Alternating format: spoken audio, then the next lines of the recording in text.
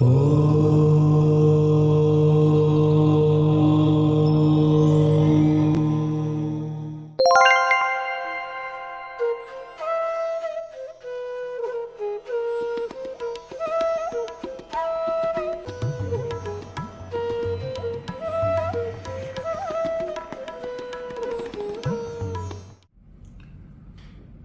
मित्रों, unfolded Indian knowledge इस श्रृंखला के अंतर्गत आज मैं आप लोगों के सामने एक नया विषय लेकर के आया हूँ।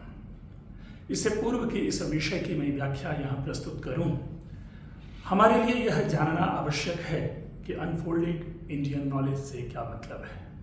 हम आप सभी जानते हैं कि आज जिस प्रकार इंडियन नॉलेज सिस्टम को लेकर के चर्चा चल रही है और एक प्रकार से यह विश्वव्यापी शब्द बनकर हमारे सामने है, ऐसे में हमारे लिए यह आवश्यक हो जाता है कि इसके अंतर्गत कई ऐसे हमारे ज्ञान है जो ज्ञान या तो अभी भी पूर्णता की अपेक्षा रखता है या उसके विषय में हमारे सामने एक भ्रम की स्थिति बनी है और एक खास ऐतिहासिक लेखन परंपरा के अंतर्गत कुछ ऐसे विचार हमारे मन में डाल दिए गए हैं जो पुनः पुनः शोध, गवेषणा और अन्वेषण की अपेक्षा रखता है।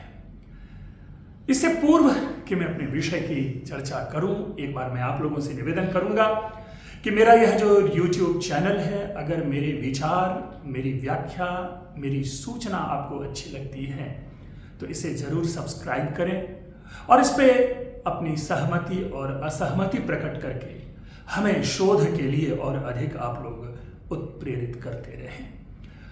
विचार से हो सकता है भिन्नता हो, लेकिन जरूर आपके मन की तंत्रिका को, आपकी जो तंत्रिकाएं हैं उनको यह झंकृत अवश्य करेगी।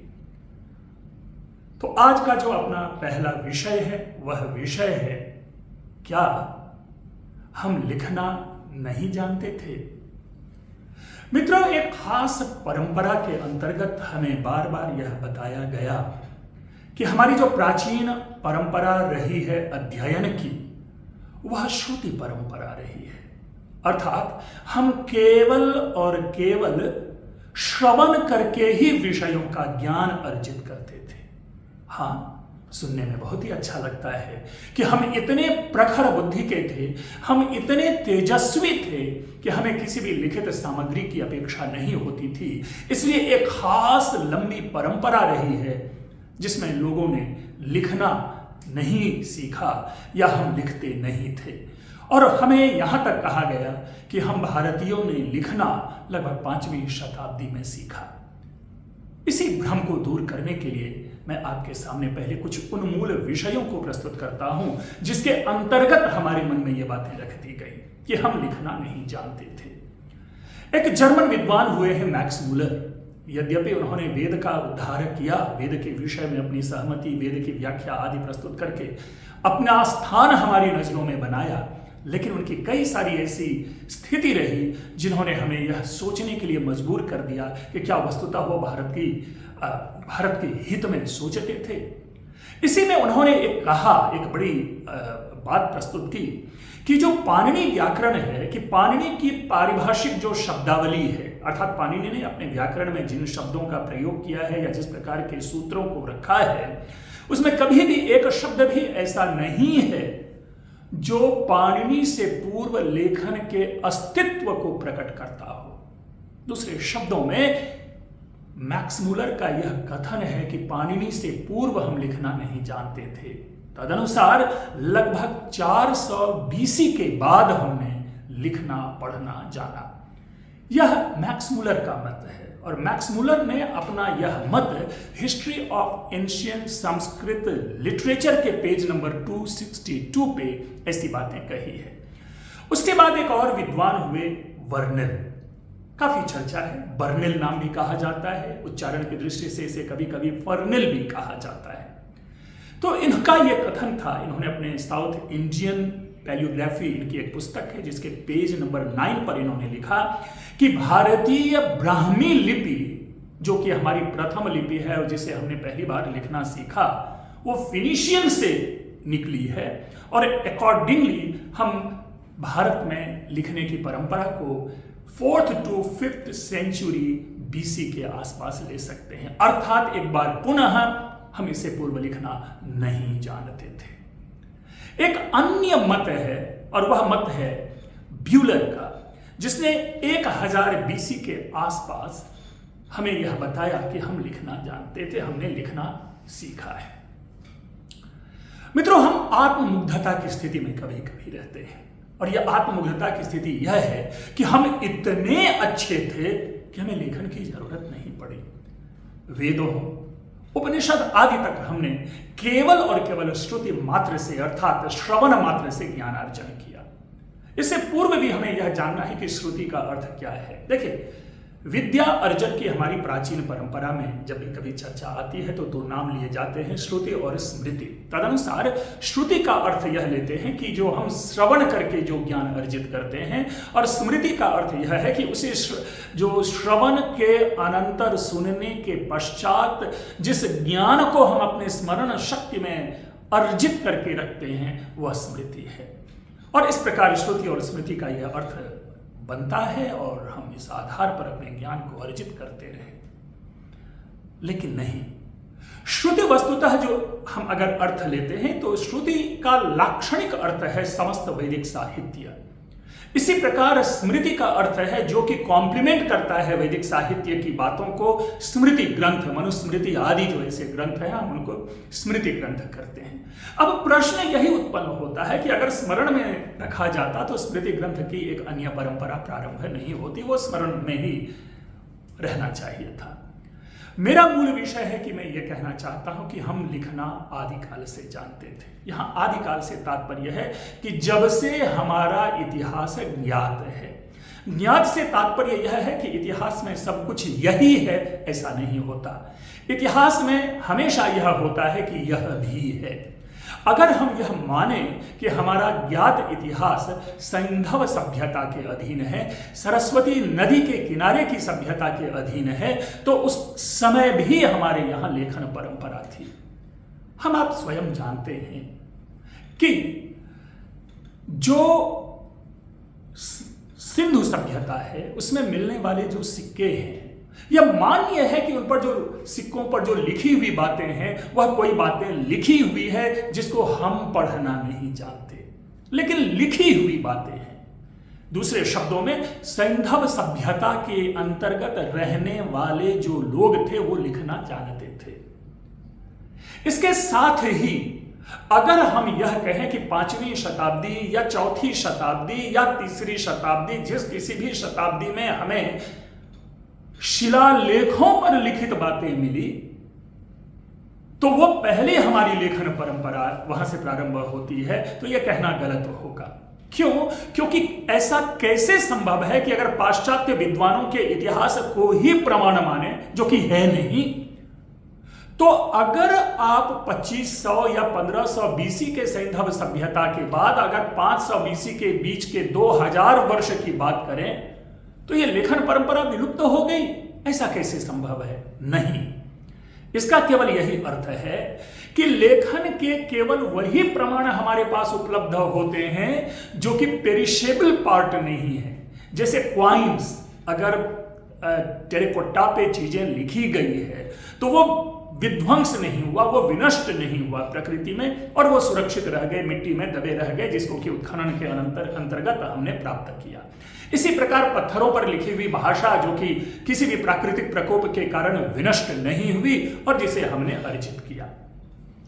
लेकिन सामान्य लोगों के लिए पत्थर पर नहीं लिखते होंगे ये सामान्य लोग। आप यह जानें कि अगर अशोक के समय में शिलालेखों के ऊपर में शिला के ऊपर में अभिलेख है तो लोग लिखना जान रहे हैं, लेकिन उसके साथ अन्य जगह पर भी तो लोग लिखते होंगे ना, जो हमारे पास उपलब्ध नहीं है। इसी प्रकार उससे पूर्व भी लोग लेखन करते होंगे, चाहे वो ताड़ के पत्तों पे लिखते होंगे, चाहे वो कपड़ों पर लिखते हों, या चाहे किसी अन्य ऐसी सामग्री पर लिखते हों जो आग, पानी, झंझावात, प्राकृतिक प्रकोप के कारण विनष्ट हो गए, क्योंकि वो फ्रेगाइल होते थे, वो भंगुर तत्व होते थे।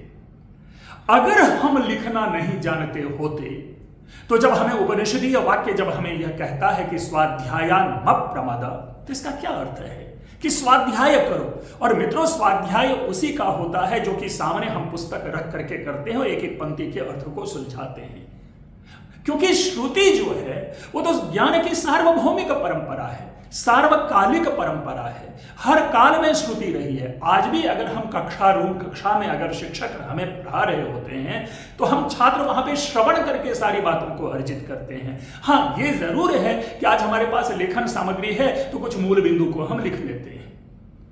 प्राचीन काल में हम भले ही यह कहें कि मूल बिंदु को लिखते नहीं होंगे, लेकिन लेखन की वह व्यवस्था रही होगी। क्यों?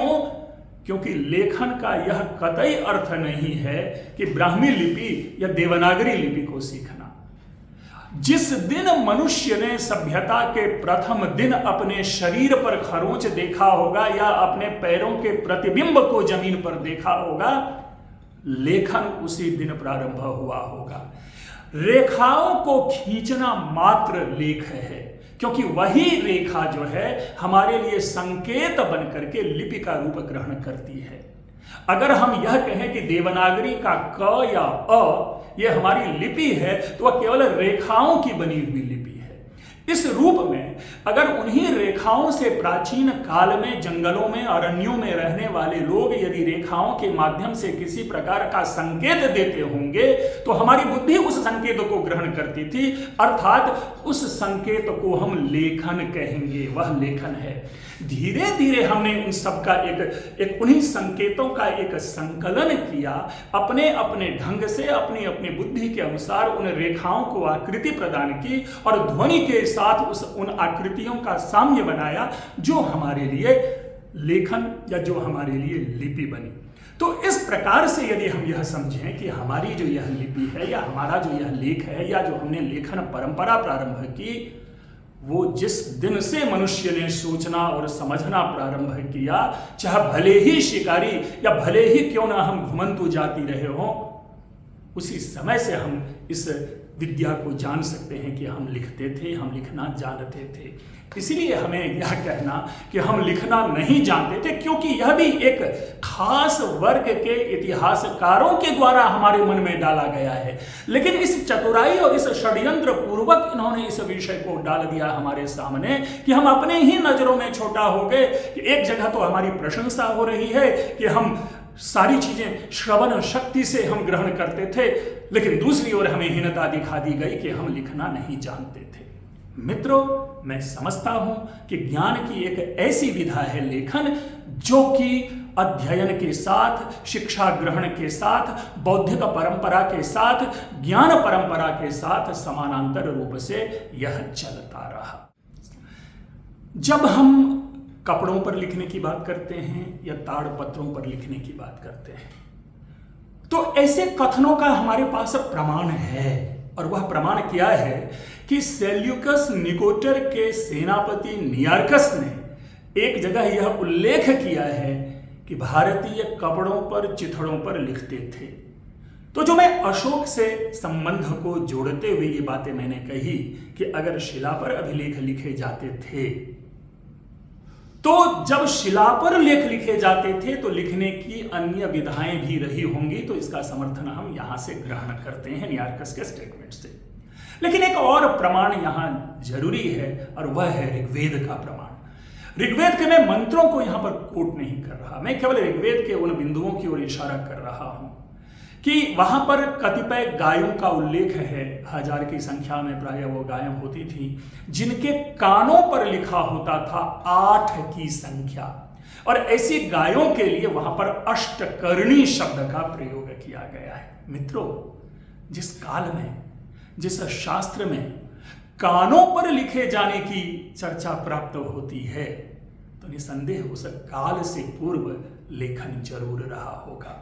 इसलिए लेखन को यह कहना कि हम भारतीय लेखन नहीं जानते थे, यह सर्वथा दुष्टपूर्ण कथन है या दोषपूर्ण कथन है। हम लिखना जानते थे।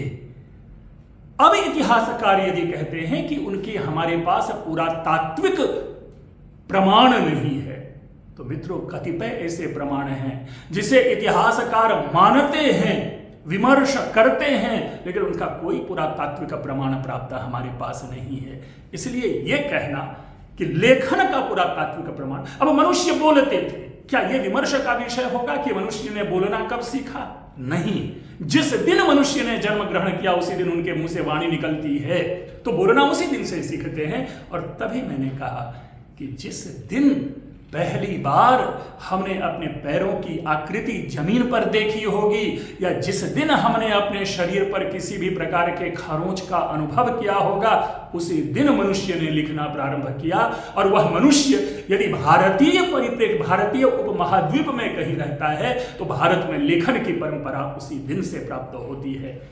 मित्रों, मैं समझता हूं कि आज के बाद से इस प्रकार का विमर्श और व्यापक रूप से फैलना चाहिए कि हम लिखना जानते थे प्रारंभ से ही, हमने लेखन बाहर से नहीं सीखा, हमने लेखन कहीं और से नहीं सीखा, या हमने लेखन किसी फिनिशियन या सुमेरियन सभ्यता से नहीं सीखा।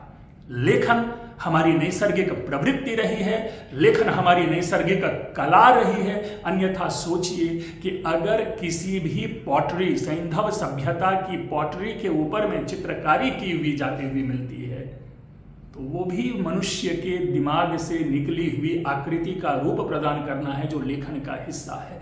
लिखना केवल अक्षर मात्र लेखन नहीं है, बल्कि मनुष्य के ज्ञान की वृद्धि या ज्ञान को संचित करने के लिए यदि किसी भी प्रकार का आरेख खींचा जाता है तो वह लेखन है। और तदनुसार यदि भीमबेटका की गुफाओं में अगर वो चिन्ह किसी भी प्रकार का संकेत देता है, तो हम ये जरूर कहते हैं कि हमारे जो ऐसे लोग जो गुफाओं में रहने वाले थे, या ऐसे जो हमारे पूर्वज थे, वे लिखना जानते थे। राजबरी पांडे ने अपने पुस्तक भारतीय पुरालिपि में भी इस बात की स्थापना की है कि हम लगभग 4000 ईस्वी पूर्व से पहले लिखना सीख चुके थे, लिखना जानते थे। मैं यहां पर उनकी बातों के प्रति सहमति या असहमति न प्रकट करते हुए इसमें संशोधन ये करना मैं चाहूंगा कि हम लेखन को इतिहास से न बांधें, हम लेखन को भारतीय ज्ञान परंपरा से हम जानें, और वह भारतीय ज्ञान परंपरा जिसके विषय में हम एक अज्ञान के अधीन है, उसी को मैंने अनफोल्ड करने की यहाँ पर कोशिश की कि भारतीय ज्ञान परंपरा में लेखन एक समृद्धशाली परंपरा रही है। मित्रों, मैं आप लोगों की प्रतिक्रिया की अपेक्षा करूंगा। मेरे इस वीडियो को आप लोगों ने सुना, आपको यदि पसंद आता है तो अनफोल्डेड इंडिया को सब्सक्राइब करके हमारे ऐसे विचारों को आप लोग और समर्थन दें, और इसी प्रकार के कई अन्य विचार हम आप लोगों के सामने प्रस्तुत करते रहेंगे। आप लोगों ने ध्यानपूर्वक सुना, आप लोगों का बहुत बहुत धन्यवाद।